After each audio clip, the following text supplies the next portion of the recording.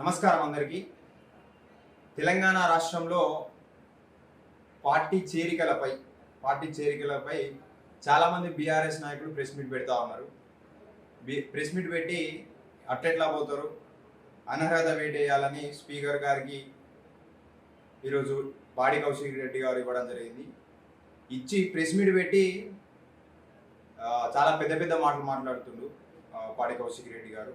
ఏదో బిడ్డ అంటుండు, ఏదో గేట్లు మేము తెరిస్తే పరిస్థితి ఏం చేస్తావు, తెరిచి ఏం చేస్తావా పాడి కౌశిక్ రెడ్డి గారు? నీకు తెలంగాణ ఉద్యమంలో మానుకోటల తెలంగాణ ఉద్యమకారుల మీద రాళ్ళేసిన చరిత్రహీనునివి నువ్వు. ఇలా కాంగ్రెస్ పార్టీ, తెలంగాణ ఇచ్చిన కాంగ్రెస్ పార్టీ గురించి మాట్లాడే నైతికత నీకెక్కడిది?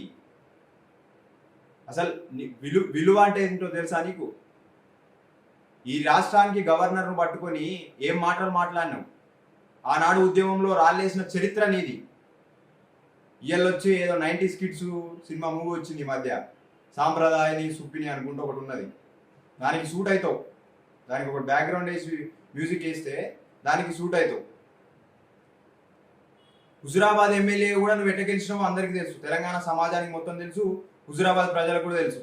సరే, ప్రజాస్వామ్యబద్ధంగా ఎన్నికైనావు, ఎమ్మెల్యే కొత్తగా వచ్చినావు కాబట్టి కొంచెం విధి విధానాలు తెలుసుకొని ఉండు. అంటే మందిది మంగళవారం అవుతుంది, నీది సోమవారం అవుతుందా? 12 మందిని తీసుకొని ఒక దళితుడు సిఎల్పి లీడర్గా ఉంటే ఓర్వలేని బీఆర్ఎస్ పార్టీ, ఓర్వలేని కేసీఆర్ 12 మంది ఎమ్మెల్యేలను కాంగ్రెస్ పార్టీ నుంచి తీసుకొని సిఎల్పిని విలీనం చేసుకున్నప్పుడు ఏమని చెప్పినావు? ఏడున్నావు అప్పుడు ఎటుపోయింది నీ ఆలోచన? అంటే మనం చేస్తేనేమో సంసారం అవుతుంది, ఎదుటోడు చేస్తే వ్యభిచారం అవుతుందా? ఎందుకు 100 రోజుల తర్వాత ఈ కాంగ్రెస్ పార్టీ స్టాండ్ తీసుకోవాల్సిన అవసరం వచ్చింది? ఎందుకంటే ప్రతి ఒక్క సన్నాసిగాడు అంటే ప్రభుత్వం కూలిపోతుంది. ఎట్లా కూలిపోతుంది రాబాయ్? అసలు ప్రభుత్వము ప్రజాస్వామ్యబద్ధంగా ప్రజలు ఓట్లేసి ఎన్నిక చేసిరు మమ్మల్ని, మా ప్రభుత్వాన్ని ఎన్నుకున్నది ఓట్లేసి ఎన్నిక చేసిరు.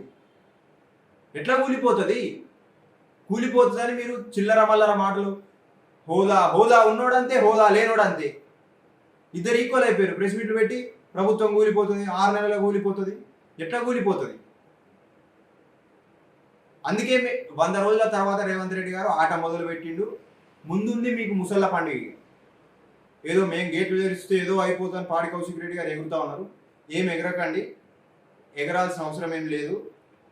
ప్రభుత్వం వచ్చింది, ప్రభుత్వాన్ని పని చేసుకొనిస్తే పని మీద కాన్సన్ట్రేషన్ ఉంటుంది.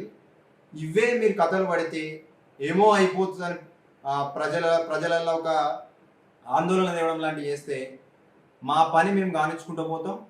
ప్రజల సమస్యల మీద, ప్రజలకు ఎటువంటి సమస్యలు ఏమున్నా వాటి పరిష్కారం కోసం ఖచ్చితంగా ప్రభుత్వం ఆలోచిస్తుంది. ఎట్ ద సేమ్ టైం ఎవడు ఎత్తుగడలేసినా వాడిని పండబెట్టి తొక్కే దిశగా ప్రభుత్వం ముందుకు పోతుంది, మా పార్టీ ముందుకు పోతుంది. ఇది గుర్తుపెట్టుకోండి. చేతగానోడు, రాజ్యాంగం మీద గౌరవం లేనోడు, సన్నాసిగాళ్ళు మాత్రమే ప్రభుత్వం 6 నెలల కూలిపోతుందని చిల్లర మల్లర కామెంట్లు చేస్తారు. ఇలా బోయినపల్లి వినోద్ గారు కానీ, దాసో శ్రవణ్ గారు కానీ ప్రెస్ మీట్ పెట్టి చాలా మాటలు చెప్తా ఉన్నారు. అనర్హత వేటేయాలి, డిస్క్వాలిఫై చేయాలి ఎమ్మెల్యేస్ని, చేరేటోళ్ళను. 12 మందిని తీసుకున్నప్పుడు మాట ఎటుపోయారు మీరు? దొర గడీలు ఉన్నారు. ఇప్పుడు కూడా అదే దొర గడీలు ఉన్నారు. అప్పుడు ఏమనిపించలేదు, ఇప్పుడు అనిపిస్తుంది అంతే.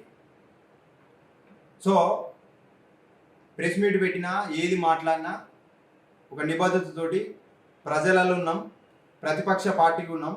ప్రతిపక్ష హోదాను ప్రజల కోసం ఈ 5 సంవత్సరాల ఎలక్షన్స్ వచ్చేంత వరకు ఎట్లా పోరాటం చేయాలా, ఏం సమస్యలు వస్తున్నాయనే దాని మీద కాన్సన్ట్రేషన్ చేయండి.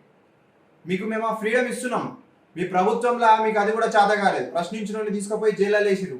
ఇలా ప్రశ్నిస్తే ఆ ప్రశ్నకు సమాధానం ఇచ్చే స్థాయికి కూడా సీఎం రేవంత్ రెడ్డి గారు వెనకడిగారు.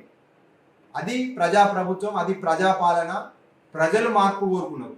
మళ్ళీ మీరు ఇవే పిచ్చి కథలు పడితే ఆ ఉన్న ప్రతిపక్ష పాత్ర కూడా ఉండదని గుర్తుపెట్టుకోండి. తస్మాత్ జాగ్రత్త.